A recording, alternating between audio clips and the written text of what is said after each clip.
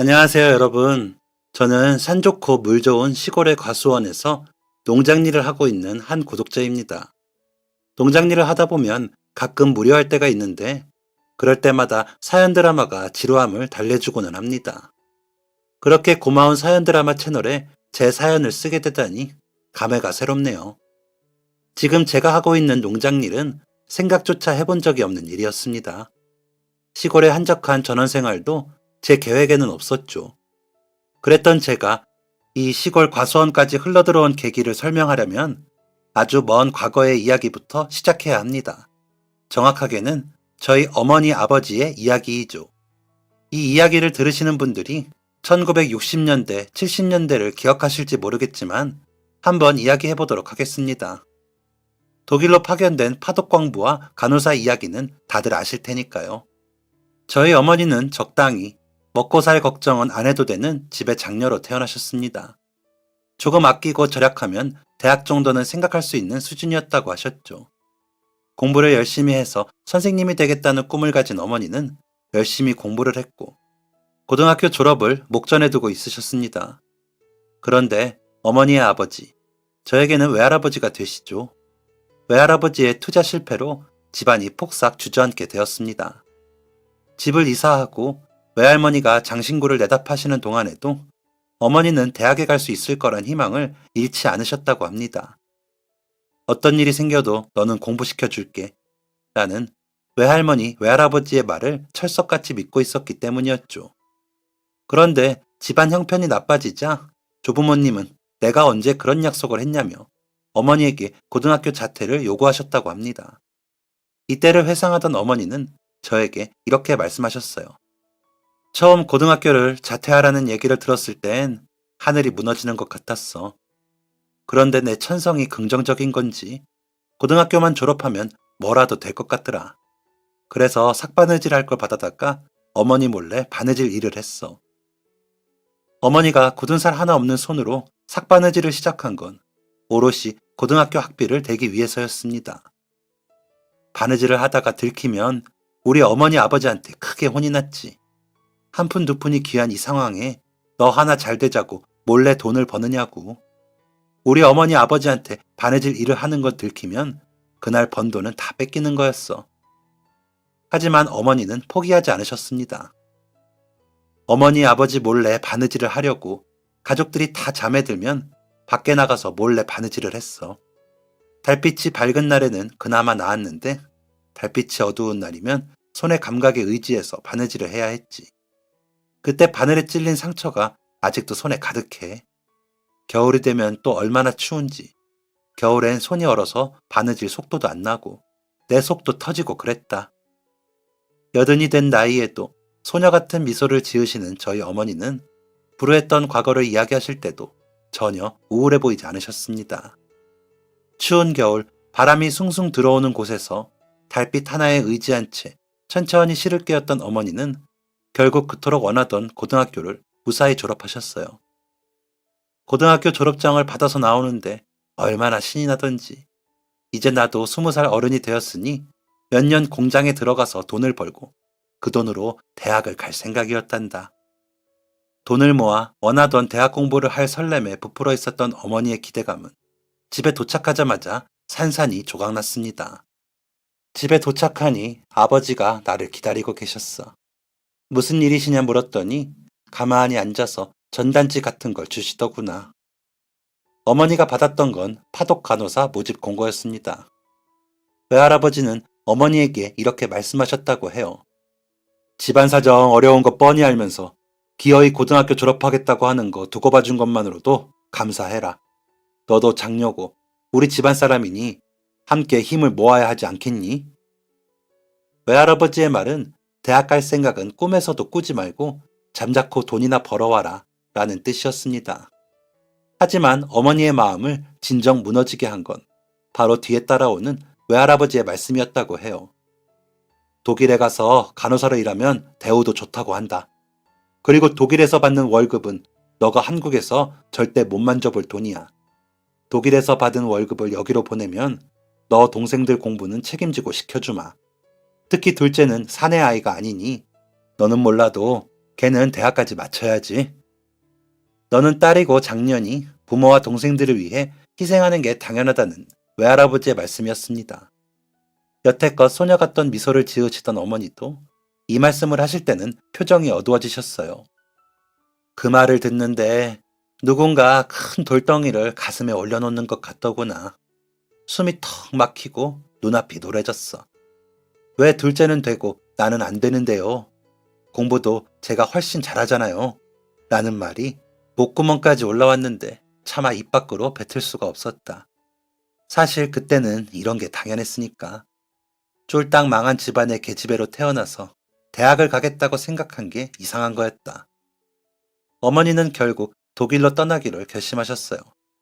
경쟁률이 워낙 치열했기 때문에 몇 번의 도전 끝에 23세 나이로 합격하셨죠. 어머니는 고국을 떠나는 그날에도 가슴에 올려진 무거운 돌덩이를 치우지 못하셨습니다.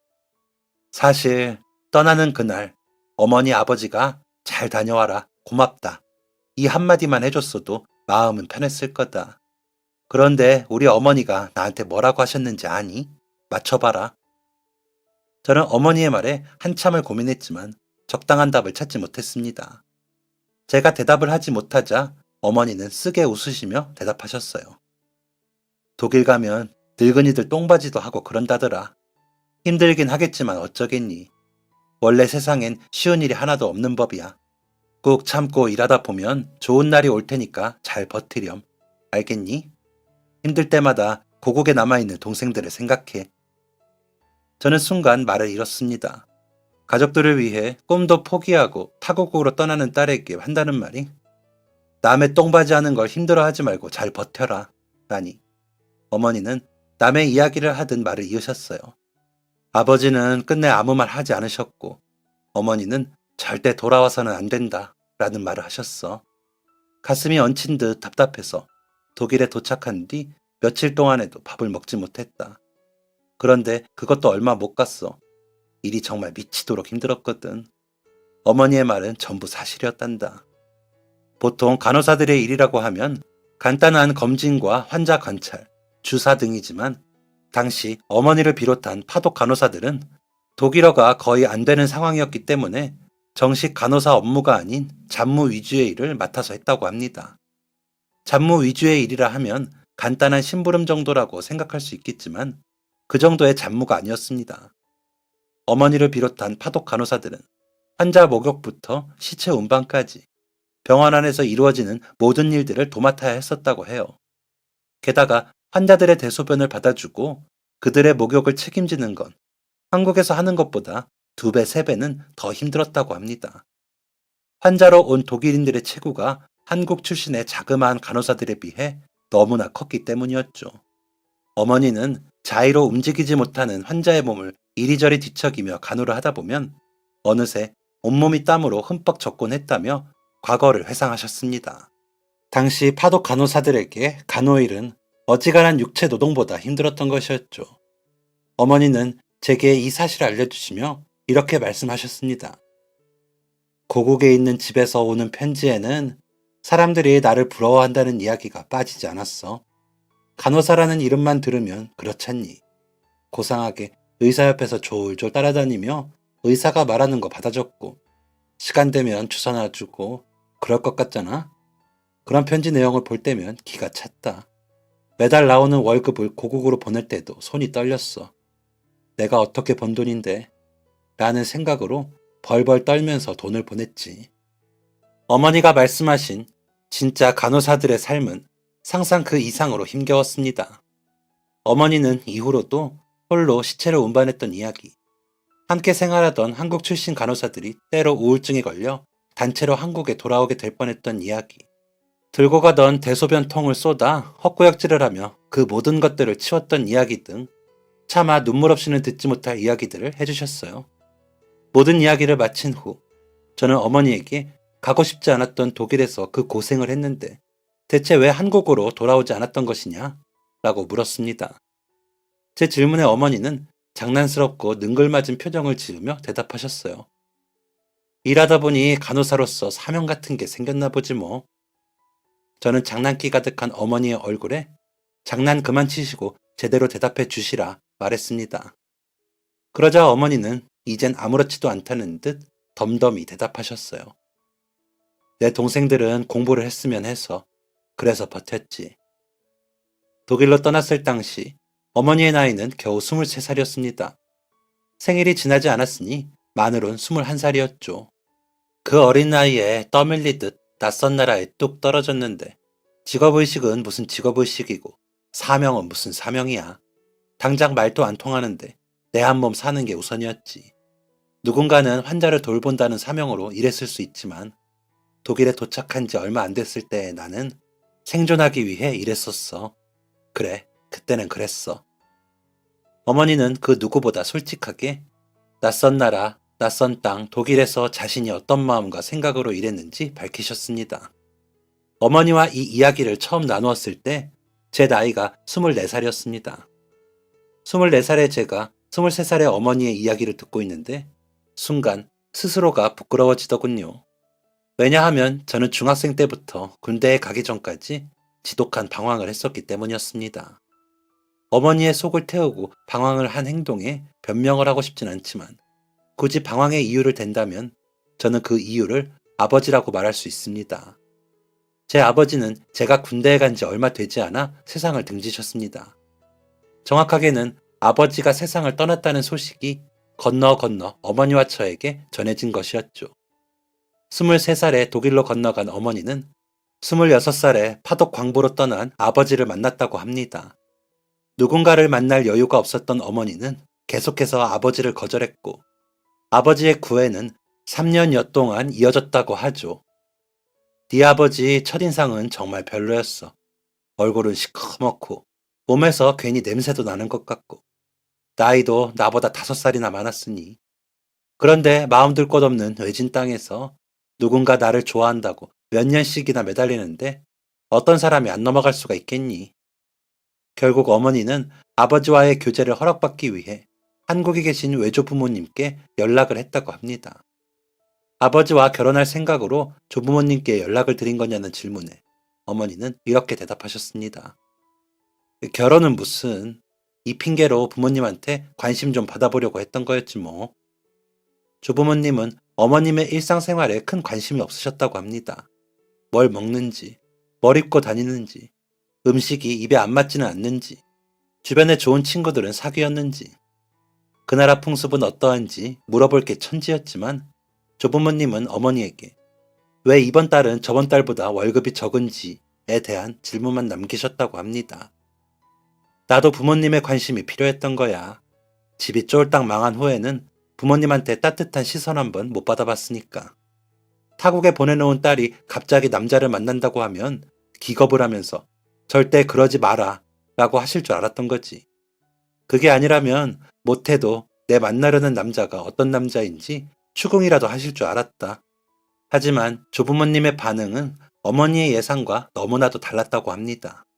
저는 어머니에게 물었어요. 아무렇지 않게 만나라고 하셨나요? 어머니는 고개를 가로저으며 대답하셨어요. 그런 대답이라면 차라리 나았게. 저는 아무리 생각해도 답을 내놓을 수 없었습니다.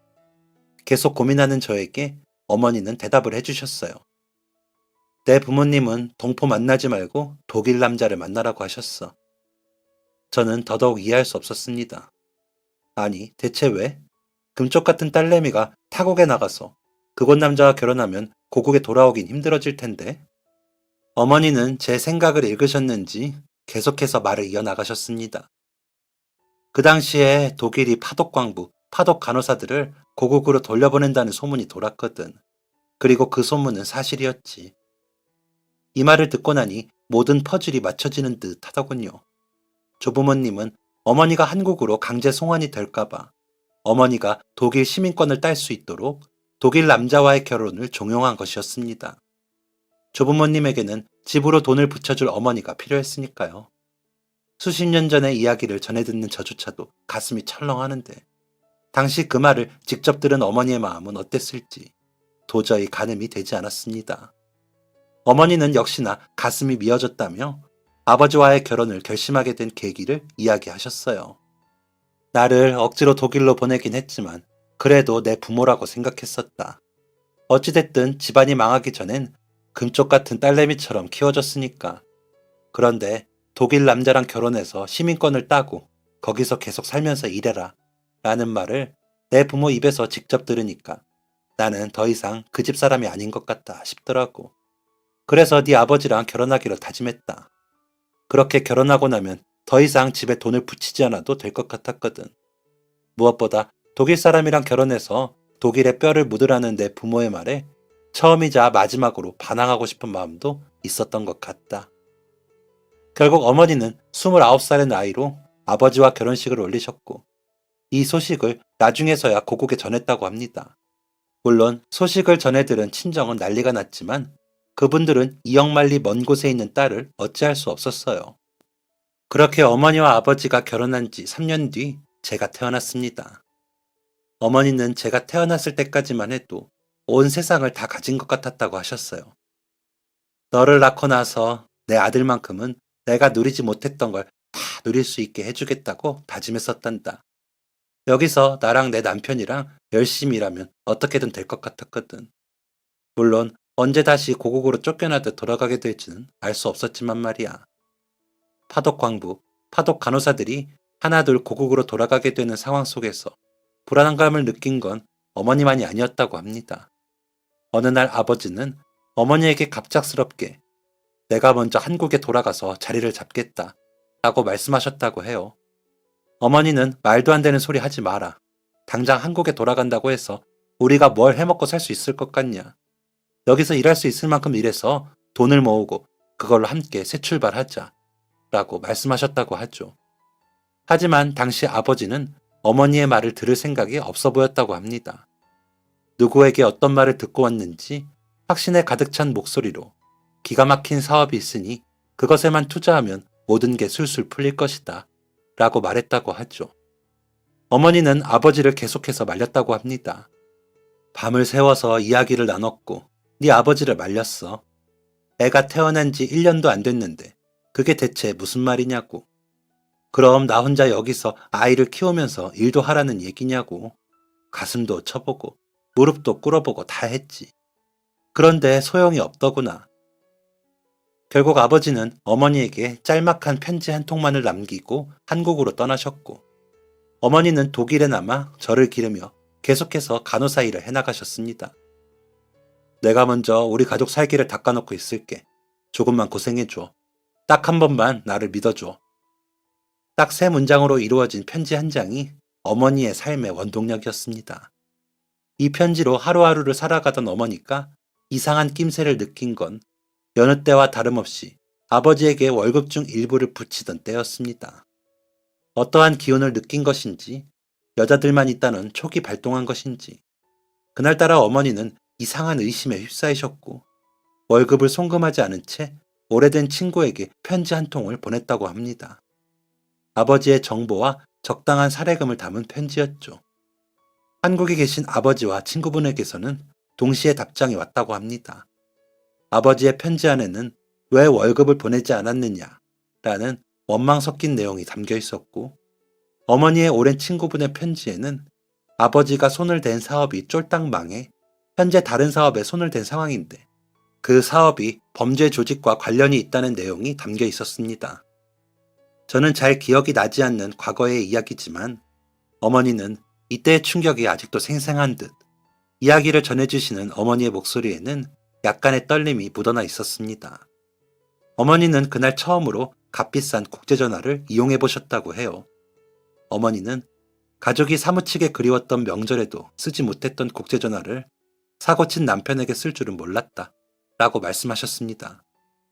아버지에게 전화를 해 자신이 들은 이야기가 사실인지 확인한 어머니는 모든 것을 순순히 털어놓은 아버지의 이야기에 큰 충격을 받으셨다고 합니다. 하지만 그렇다고 모든 것을 그만둔 채 한국으로 건너갈 수는 없는 상황이었어요.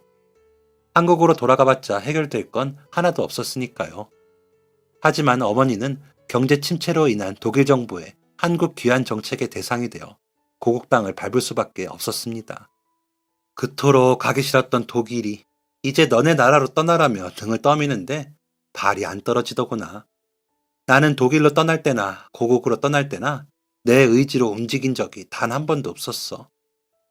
어머니는 아버지에게 붙이지 않은 월급을 모아 몰래 한국으로 돌아왔지만 소식을 전해 듣고 공항에 나온 아버지에게 귀국 사실을 들키게 되었고 그날 모든 월급을 빼앗겼다고 합니다. 어머니는 그때 그 돈을 목숨을 걸고서라도 지켜야 했다며 통탄해 하셨어요. 새로운 사업에 투자해야 한다며 어머니의 돈을 가지고 간 아버지에게서 들려온 소식은 아버지가 감옥에 갇혔다는 소식이었습니다. 아버지가 투자한 사업이 조폭과 연계된 사업이었다는 사실이 한 번 더 증명되는 순간이었죠. 아버지는 관련 사업자들의 방패막이가 되어 감옥에 들어가게 된 것이었다고 합니다. 아버지는 꽤 오랜 시간의 형을 선고받고 긴 옥살이를 견디셔야 했어요. 그리고 아버지가 감옥에서 옥살이 중이라는 사실은 꼬리표가 되어 국민학교에 들어간 저를 항상 따라다녔습니다. 제 방황의 시작은 여기서부터였어요. 아버지가 옥살이 중이라는 사실을 알게 된 또래 아이들은 아버지의 죄명을 추리하며 저를 놀려댔죠. 야, 너네 아빠 사람 죽였다며? 우리 엄마가 그러는데 자식은 부모를 닮기 마련이래. 그래서 너랑 놀지 말래. 저는 자연스럽게 혼자가 되었습니다. 본래 말수가 적었던 저는 또래 아이들의 놀림에 침묵으로 응수했어요. 제가 별 반응을 하지 않다 보니 아이들의 놀림은 점차 도를 넘기 시작했습니다. 처음에는 말로만 놀렸던 아이들이 저에게 물건을 던지기 시작했고 나중엔 직접적으로 폭력을 휘두르기도 했죠. 저는 중학교에 올라갈 때까지 그런 폭력에 침묵했습니다. 중학교 2학년, 아버지가 출소하신 이후 괴롭힘은 더욱 거세졌지만 그럼에도 불구하고 침묵했어요. 하지만 얼마 지나지 않아 저를 폭발하게 한 사건이 발생했습니다. 사건의 중심이 된 녀석은 학교에서 가장 덩치가 큰, 한마디로 싸움 짱이었어요. 그 녀석은 보통 뒤에서 다른 아이들을 조종해 저를 괴롭히곤 했는데 그날엔 무슨 바람이 불었는지 직접 나섰죠. 녀석은 다른 아이들이 하듯 저를 툭툭 건들며 신경을 거슬리는 말을 해댔습니다.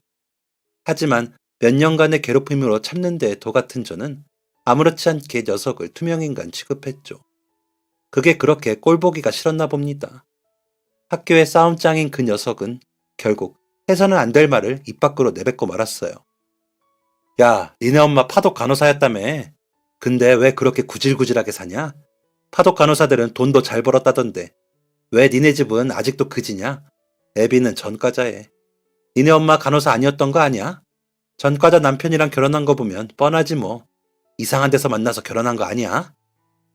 녀석은 제 어머니를 조롱하고 있었습니다. 그리고 녀석의 말과 행동에 주변 아이들은 동조하며 웃음을 터뜨렸죠. 아주 어린 시절의 기억 속 간호사 유니폼을 겉옷 안에 입은 어머니는 항상 피곤에 쪄들어 퇴근하곤 하셨습니다. 어머니가 타국에서 얼마나 고생하셨는지 피부로 느껴 알고 있는 저는 그 말을 듣고 참을 수 없었습니다. 게다가 어머니는 단 한 번도 하늘을 우러러 부끄러운 행동을 한 적이 없으셨던 분이었어요. 아버지로 인해 어려워진 집안 사정 속에서도 정직함을 잃지 않는 분이셨죠.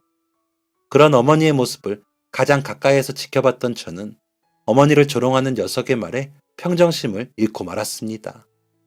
정신을 차려보니 저는 학교장이었던 그 녀석과 주먹질을 하며 복도를 뒹굴고 있었어요. 악에 받쳐 주먹질을 하던 저는 결국 저보다 한참 덩치가 컸던 그 녀석을 굴복시켰습니다. 선생님께 크게 혼이 난 후 교실로 돌아서는 도중 저는 복도에 모여있는 아이들의 시선이 달라져 있다는 것을 단번에 느꼈습니다. 그날 저는 그동안 참고만 살았던 저의 과거를 후회했어요. 찌질한 왕따에서 학교 짱으로 거듭나는 순간이었죠. 가만히 참고만 있는 것은 내 인생에 아무것도 도움이 되지 않는다. 억울한 일을 당했을 땐 소리치고, 소리쳐서 안 되면 힘이라도 쓰는 게 나 같은 약자가 살아남을 수 있는 유일한 방법이다. 라는 삐뚤어진 생각을 갖게 된 저는 그날 이후 어긋나기 시작했습니다. 적당한 성적으로 중상위권을 유지했던 성적은 바닥을 향해 달려갔고 저는 몰려다니며 그동안 저를 괴롭히고 무시했던 녀석들을 골려주기 시작했어요. 어머니는 그런 저를 어르고 달래셨지만 저는 어머니의 말에 귀를 기울이지 않았습니다. 폭력만이 유일한 방법이다. 라는 잘못된 가치관이 심어진 상태였으니까요. 저의 방황은 오랫동안 지속되었습니다. 어머니와 저 사이의 감정의 골도 점차 깊어져 갔어요. 그렇게 옳지 못한 품행으로 중학교, 고등학교를 거친 뒤 성인이 된 저는 막연한 자신감에 휩싸여 있었습니다. 찌질한 왕따에서 학교장이 된 저의 인생 그래프는 한편의 드라마와도 같았으니까요. 당시에 저는 이 세상이 나를 위주로 돌아간다는 환상에 붙잡혀 있었기 때문에 이와 같은 막연한 자신감을 뿜어낼 수 있었던 것 같습니다. 하지만 세상은 제 생각처럼 호락호락하지 않았어요. 연락 한 통이면 불이 나게 달려 나오던 부하 겸 친구들도 20살이 되자 각자 살 길을 찾아 떠났습니다. 그중 어느 정도 공부를 하던 친구들은 대학에 가서 평범한 대학 신입생의 삶을 누렸죠. 대학에 가지 않은 친구들은 언제 일자리를 알아본 것인지 각자 알아서 일자리를 찾은 상태였습니다. 저도 친구들을 따라 취업을 할 수는 있었지만 철이 없던 저는 친구들처럼 공장에서 일하고 싶지 않았어요. 오만이었죠. 저는 영화나 드라마에서 보던 멋진 형님들처럼 화려한 인생을 살고 싶었습니다. 하지만 여전히 현실의 벽은 높았고 방구석에서 페인처럼 하루하루를 연명하는 날은 점점 늘어났습니다. 어머니는 무기력하게 집안에만 있는 저에게 일자리를 소개해주기도 하시고 자격증 공부를 추천해주기도 하셨지만 그때 저는 여전히 어머니의 말에 귀를 기울이지 않았어요. 그러던 중 고등학교 1학년 때 돌연 자퇴를 했던 친구 한 명에게서 연락이 왔습니다. 그 친구는 한 번에 큰 돈을 벌 수 있는 기회가 있는데 한번 해보겠냐는 달콤한 제안을 던졌죠.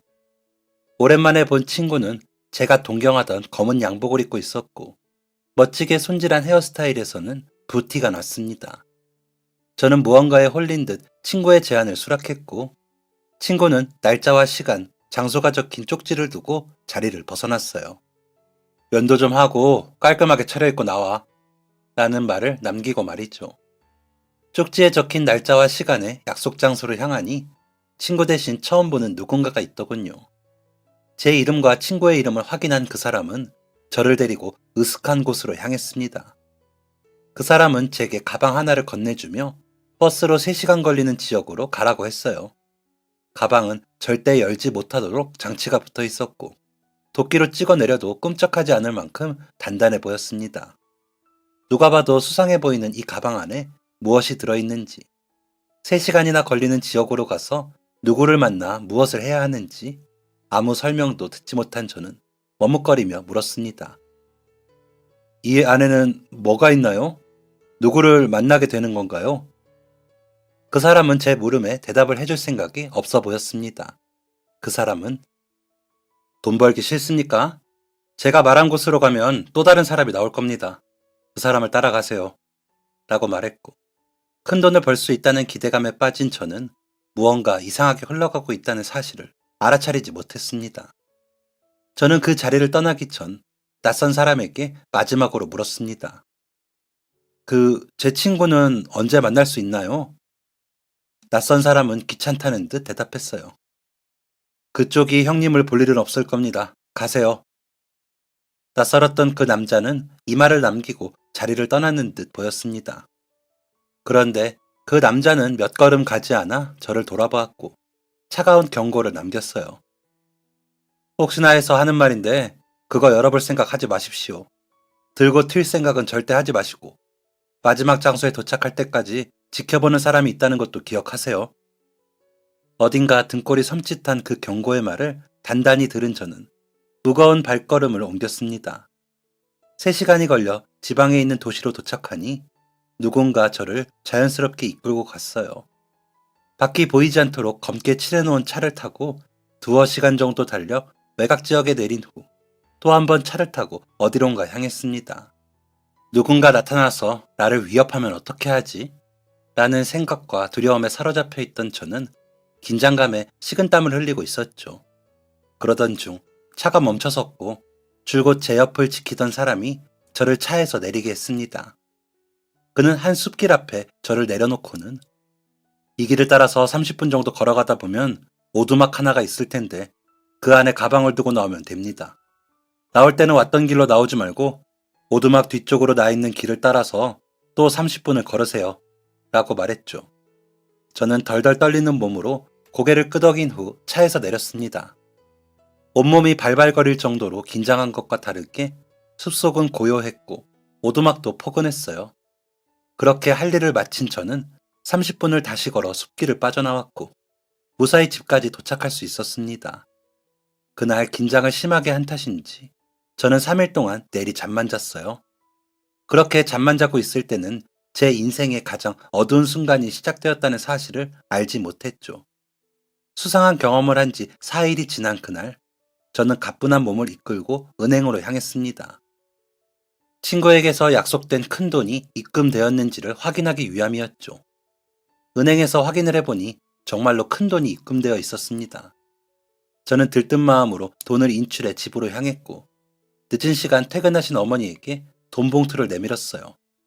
어머니는 너무나 큰 액수에 깜짝 놀라시며 너가 어디서 이런 돈을 벌어왔냐? 라고 물으셨죠. 저는 괜히 어머니에게 신경질을 내며 나 같은 자식은 돈 버는 것도 어머니한테 허락을 받아야 돼요? 이래서 번 돈이니까 그거 아버지 병원비에 보태세요. 라고 말하고 말았습니다. 당시 어머니는 아버지의 병수발로 힘든 시간을 보내고 계셨거든요. 어머니는 제가 어디서 어떻게 이 돈을 벌어왔는지 알려줄 때까진 절대 이 돈을 쓸 수 없다며 봉투를 저에게 다시 내미셨습니다. 저를 신뢰하지 못하는 어머니의 모습에 큰 실망감을 느꼈던 당시의 저는 돈 봉투를 어머니 쪽으로 밀어버리며 집을 박차고 나왔어요. 그렇게 집을 박차고 나온 다음 날, 저는 어머니의 현명함을 온몸으로 뼈저리게 느낄 수 있었습니다. 평소 자주 가던 술집에서 홀로 술을 퍼먹고 있는데 경찰이 저를 찾아왔어요. 강호철 씨 맞으십니까? 네, 제가 강호철인데요. 서로 함께 가주셔야겠습니다. 영문도 모른 채 경찰서로 잡혀간 저는 연신 흐르는 식은땀을 닦으며 초조하게 담당 형사를 기다렸습니다. 피곤에 쩌든 모습으로 나타난 담당 형사는 저를 추궁하기 시작했어요. 최근에 큰 돈을 벌었지? 그걸 어떻게... 모든 것을 꿰뚫어보는 듯한 형사의 눈빛에 손발마저 떨리기 시작했고 저는 그 돈을 벌게 된 모든 경위를 설명하게 되었습니다. 정말 그 가방 안에 뭐가 들었는지 몰랐던 게 맞아? 네, 저는 그냥 시키는 대로만 했을 뿐이에요. 뭐가 들어있는지는 절대 궁금해하지 말라 그래서 열어볼 생각조차 못했다고요. 저는 혼신의 힘을 다해 저의 억울함을 표현했지만 불법 약물 거래의 용의자가 된 저는 꽤 오랜 시간 동안 유치장 신세를 지며 조사에 조사를 거듭했습니다. 결국 무고함이 밝혀지기는 했지만 전과자가 되면 어떡하나 라는 걱정으로 매일 밤을 뜬 눈으로 지새우던 저는 몸과 마음이 피폐해진 상태로 용의자 신분을 벗을 수 있었어요. 그렇게 피골이 상접한 상태로 집으로 향하는데 어머니를 제대로 마주할 용기가 나지 않더군요. 저는 대화를 시도하려는 어머니를 피하기 시작했고 결국 군대를 도피처로 삼아 도망치게 되었습니다. 그렇게 군대에 입대한 지 1년째 되던 날 아버지가 돌아가셨다는 소식이 들려왔어요. 솔직히 아버지가 돌아가셨을 때는 결국 가셨나 보다 라는 생각밖에 들지 않았습니다. 하지만 매번 면회를 거절해왔던 어머니를 보는 건 걱정이 되었어요. 하지만 자식된 도리는 해야 했기에 저는 부끄럽고 창피하고 죄송한 마음을 숨긴 채 어머니가 계신 장례식장으로 향했습니다. 아버지의 장례식장은 휑했어요. 찾아오는 사람도 몇 없는 장례식장에서 저는 처음으로 어머니와 진솔한 대화를 나누었습니다. 사연 서두에 이야기했던 어머니의 어린 시절 이야기도 그때 처음 들은 것이었죠. 아버지의 영정사진 옆에서 어머니와 아버지의 이야기를 쭉 듣던 저는 제 마음속에 응어리져 있던 무언가가 스르륵하고 풀리는 듯한 느낌을 받았습니다. 어머니가 어떤 인생을 살았고 지금까지 어떻게 나를 길러왔는지를 자세히 듣고 나니 이렇게 살아서는 안 되겠다는 생각이 들더군요. 아버지의 장례를 마친 뒤 군에 복귀한 저는 제 인생에서 가장 깊은 고민의 시간을 가졌습니다. 무엇으로 어떻게 살 것인가에 대한 고민을 시작한 것이었죠. 일전에 쉽게 큰 돈을 벌어보려다 큰 코 다친 적이 있었기 때문에 저는 노력으로 먹고 사는 것을 1순위 목표로 삼았습니다. 그렇게 해서 선택한 것이 버스 기사였어요. 제대를 하자마자 운전면허를 취득한 저는 1년 여간의 운전 경력을 쌓고 시내버스 운전기사로 일하게 되었습니다. 공짜로 얻어지는 것은 없다. 모든 것에는 다 대가가 있는 법이다. 라는 사실을 뼈저리게 느꼈던 저는 버스 기사 일에 최선을 다했습니다. 버스 기사의 역할은 손님을 안전히 목적지까지 모셔다 드리는 것이라는 직업의식을 가지고 일했죠. 그렇게 일을 한 지 벌써 20년이 넘었네요. 모든 직업이 그러하듯 버스 기사 일을 하는 제게도 참 많은 일들이 있었습니다. 좋은 일도 있었던 만큼 나쁜 일도 많이 겪었었기 때문에 이 일을 그만두고 싶었던 적도 있었어요. 하지만 버텨냈습니다. 저희 어머니가 그러셨던 것처럼요. 버티고 버티다 보니 자연스럽게 좋은 사람을 만나 결혼도 하고 아이도 낳고 단란한 가정을 꾸리게 되었습니다. 그렇게 한 가정의 가장으로서 살아가다 보니 문득 아버지가 생각이 나더군요. 자식된 도리를 다 하기 위해 때가 되면 가족들과 함께 아버지의 산소를 찾아가긴 했지만 아버지를 그리워했던 적은 없었던 저였기 때문에 다소 당황스러운 마음으로 어머니께 물었습니다. 어머니, 요즘 아버지가 생각이 나네요. 여든이 넘은 나이에도 건강을 잃지 않고 정정하신 어머니는 희미한 미소를 지으며 제 말에 대답해 주셨습니다.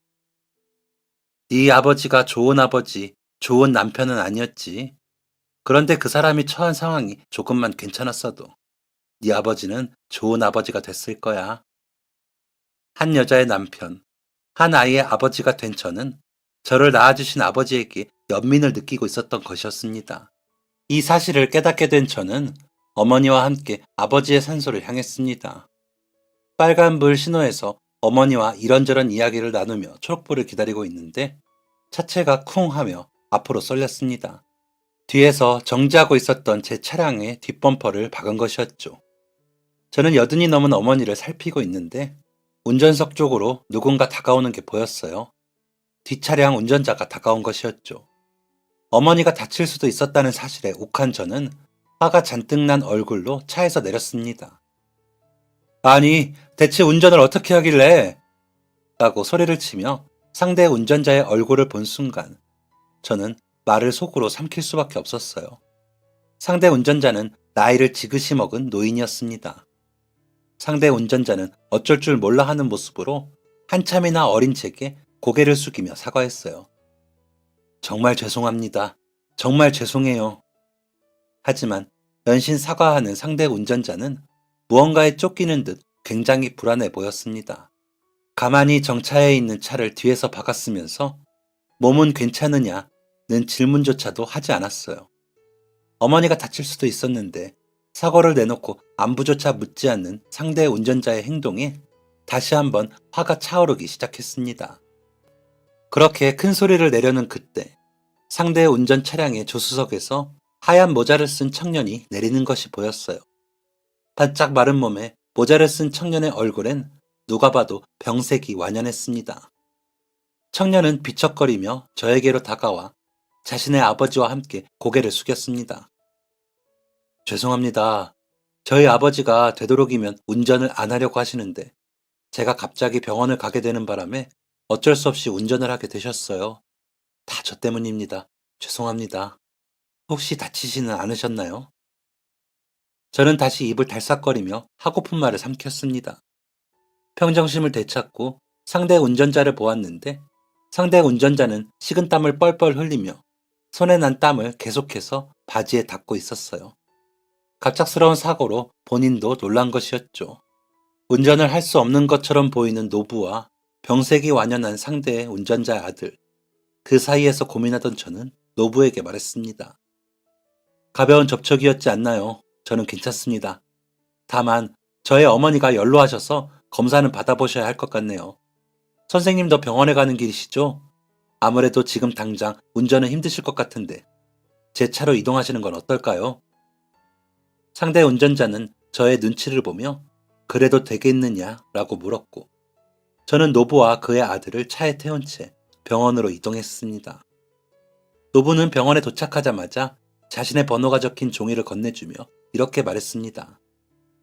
어머님 검사 비용과 차 수리 비용은 꼭 청구해 주세요. 데려다 주셔서 정말 감사합니다. 정말 감사해요.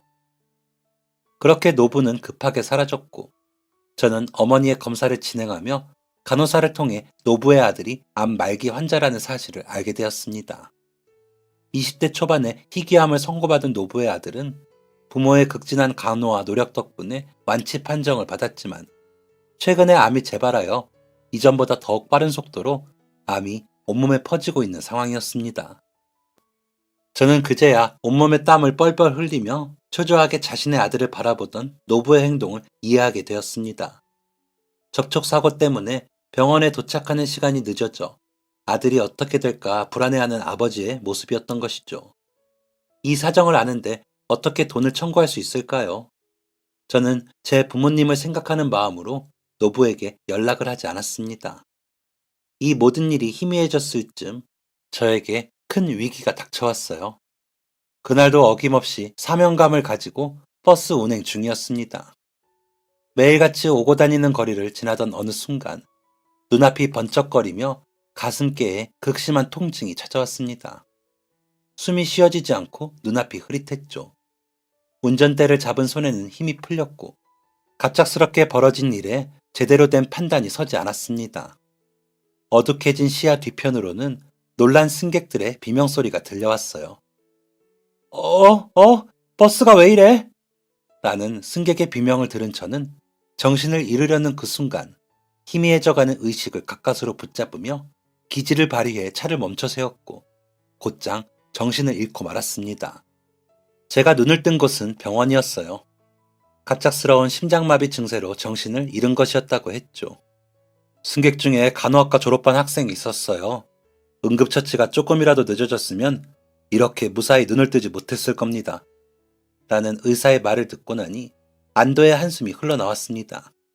저는 저보다 더 놀랬을 아내와 아이들을 위로한 뒤 퇴원과 동시에 20년 넘게 몸담았던 회사에 사직서를 제출했습니다. 원인 모를 심장마비가 또다시 찾아와 승객들과 도로의 안전을 위협할 수 있었으니까요. 결국 저는 천직이라고 생각했던 버스기사 일을 그만두고 다른 일을 찾기 시작했습니다. 아내는 심장마비의 원인이 불분명한 만큼 최대한 쉬기를 권했지만 저는 그럴 수 없었어요. 일을 완전히 그만두기에 제 나이는 아직 젊었고 저에겐 어린 자녀와 사랑하는 아내, 연로한 어머니가 계셨으니까요. 하지만 휴식과 구직 활동을 병행하기란 쉽지 않았습니다. 일은 안 구해지지, 살림은 점점 쪼달리지. 제 마음속에는 초조함이 자리 잡기 시작했습니다. 그렇게 불안한 하루하루를 보내고 있던 중 전화가 한 통 걸려왔어요. 여보세요? 저 강호철 씨 맞으신가요? 저는 면접을 보러 오라는 전화가 걸려온 줄 알고 힘차게 대답했습니다. 네, 제가 강호철입니다. 하지만 저의 씩씩한 대답에도 전화기 너머의 상대는 조심스러운 말투를 유지했어요. 저를 기억하실지 모르겠지만 접니다. 면접을 보러 오라는 전화가 아니라니 실망감을 감추지 못한 저는 기운 빠진 목소리로 대충 대답했습니다. 그렇게 말씀하시면 제가 누군지 어떻게 하나요? 누구신지 정확하게 말씀해 주세요. 그러자 상대방은 이제야 자세히 자신을 소개했습니다. 1년 전쯤이었나요? 강호철 씨 차를 뒤에서 박은 사람입니다. 강호철 씨가 저와 아들을 병원에 데려다 주셨죠. 저는 그제야 기억 한 구석에 있던 과거를 끄집어낼 수 있었습니다. 전화를 건 사람은 암에 걸린 아들을 보살피던 노부였습니다. 아, 그 선생님이시군요. 그런데 어쩐 일로 저한테 전화를 하셨는지, 아니, 제 번호는 어떻게 하셨나요? 노부는 서둘러 대답했어요. 지역신문을 읽다가 심장마비 상황에서도 승객의 안전을 지킨 버스기사라는 기사를 봤어요. 기사 옆에 실린 버스기사의 사진을 봤는데 그때 그분이더군요. 너무 큰 결례를 범한지라 꼭 보상을 해드리고 싶었는데 이렇게 근황을 알게 되어 기쁜 마음에 연락드렸습니다.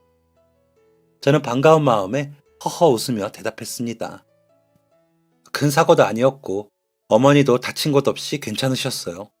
보상은 괜찮습니다. 그나저나 아드님은 쾌차하셨나요? 들뜬 마음에 물은 질문에 노부는 한참 동안 대답이 없었습니다. 아차 싶었어요. 노부의 아들은 결국 생을 마감한 것이었습니다. 서둘러 말을 돌린 저는 오랫동안 노부와 통화를 이어갔습니다. 강호철 씨의 연락처를 병원에 물었는데 개인정보는 절대 알려줄 수 없다고 하더군요. 이런저런 방법으로 수소문 해보았는데도 강호철 씨를 찾을 수가 없어 마음이 많이 불편했습니다. 노부는 계속해서 저에게 보답할 방법을 찾고 싶다고 이야기했습니다. 눈치채셨겠지만 제 아들은 얼마 가지 못하고 명을 달리했습니다. 그 아이가 눈을 감기 전에 몇 가지 부탁한 게 있었는데 그 중 하나가 강호철 씨를 만나 보답을 해달라는 거였어요. 세상의 따뜻함을 알게 해준 몇 안 되는 은인 중 한 명이라고. 이 말을 듣고 나니 더 이상 노부의 부탁을 거절할 수 없었습니다. 제가 건강 때문에 술은 안 되고 만나서 차라도 한잔 하시죠. 따뜻한 차 한 잔 대접해 주시면 충분한 보답이 될 것 같습니다. 며칠 뒤 저는 아주 오랜만에 노부를 만났습니다. 노부는 전에 보았을 때보다 살짝 마른 듯 했지만 얼굴에는 온화한 미소를 담고 있었어요. 그 온화한 미소 덕분이었을까요? 저와 노부는 이런저런 이야기를 하며 그간 있었던 이야기를 나누었습니다. 대화를 하다 보니 제가 그날 왜 아버지의 산소를 찾아가게 되었는지에 대한 이야기도 하게 되었고 자연스럽게 어머니의 이야기도 하게 되었죠. 속 깊은 이야기를 나누다 보니 현재 저에게 닥친 현실적인 어려움도 털어놓게 되었습니다. 일자리가 구해지지 않아 어려움을 겪고 있다는 제 이야기를 들은 노부는 몇 분간 곰곰이 생각을 하더니 조심스럽게 한 가지 제안을 했습니다. 혹시 농장 일을 해볼 생각은 없습니까? 갑자기 농장 일이라니. 저는 의아한 표정으로 노부를 바라보았습니다. 노부는 그런 제 생각을 읽은 듯 자세한 설명을 덧붙였어요. 사실 제가 이 지역 근교에서 과수원을 크게 했어요. 아내 보내고 아들마저 앞세우니 세상이 예전 같지 않아 손을 놓고 있긴 하지만요. 사실 이 과수원이 대를 물려 이어받은 과수원이거든요. 그런 곳을 방치하고 있다는 죄책감이 이만저만이 아니라 후임자를 찾고 있는 상황이었습니다. 노부는 고된 농장 일을 물려받을 사람이 없다며 농장을 매각하고 매각한 돈을 사회에 환원할 생각까지도 했다고 했습니다. 저는 수심이 얼굴에 가득한 노부에게 물었습니다. 조상님이 물려주신 소중한 과수원 아닌가요? 그 얘기를 왜 저한테 하시나요? 제 질문을 들은 노부는 조심스럽게 대답했죠. 원래 제 과수원은 아들이 물려받을 예정이었어요. 그 생각 하나만으로 평생을 바쳐서 과수원을 가꿨죠. 하지만 이젠 과수원엔 미련이 없습니다. 그저 우리 아내, 우리 아들과 함께 살았던 집에서 조용히 생을 마감하고 싶을 뿐이에요. 그런데 저도 사람인지라 제 평생의 흔적이 묻어있는 이곳이 의미 없이 사라지는 걸 바라진 않아요. 강호철 씨 같은 사람이 책임감 있게 과수원을 가꿔준다면 저도 큰 걱정 없이 여생을 마무리할 수 있을 것 같습니다. 노부의 이야기는 간단했습니다. 내가 은퇴하고 나면 과수원을 돌볼 사람이 없으니 당신이 후임자가 되어 과수원을 돌보아 달라. 과수원 운영에 대한 모든 지식을 전수하고 나면 과수원을 물려주겠다는 것이었죠. 노부의 절절한 부탁을 들은 저는 집으로 돌아가 가족들과 이야기를 나누었습니다. 반대할 줄 알았던 가족들은 굉장히 긍정적이었어요. 특히 제 아내는 바쁜 도시에서 스트레스 받으며 살 바에야 한적한 시골에서 좋은 공기 맡으며 일하는 게 낫지. 나도 일 그만두고 과수원 일 배울게. 당신이랑 나랑 같이 하면 그나마 나을 거야. 라며 저를 응원해 주었죠. 한 달 정도 고민에 고민을 거듭한 저는 결국 노부의 제안을 수락했고 현재 노부의 과수원에서 일을 배우는 중입니다. 주기적으로 건강검진을 받고 있는데 오히려 건강은 더욱 좋아졌다고 하네요. 노부, 아니 선생님은 그토록 원하던 은퇴가 얼마 남지 않았다며 저를 오늘도 열심히 가르치셨습니다. 과수원 농장에서 일을 하다 보니 좋은 점이 참 많아요. 아이들이 마음껏 흙장난을 하는 모습을 볼 수도 있고 치열한 인생을 사셨던 어머니가 여유롭고 한적한 시골의 정취를 감상하는 모습을 볼 수도 있고 아내와 더 많은 시간을 함께 보낼 수 있죠. 저는 이곳의 삶이 퍽 마음에 듭니다. 쉽게 큰 돈 벌어보겠다며 멍청한 짓을 저질렀던 20대 청년이 시골 과수원까지 흘러가게 된 이야기를 즐겁게 들어주셔서 감사합니다. 제 사연을 들어주신 모든 분들의 삶에 기쁨만이 가득하길 바라며 사연을 마무리하도록 할게요. 모두 행복하세요. 지금까지 사연 들어주셔서 감사합니다. 사연이 재밌으셨다면 구독과 좋아요를 눌러주세요. 감사합니다. 안녕히 계세요.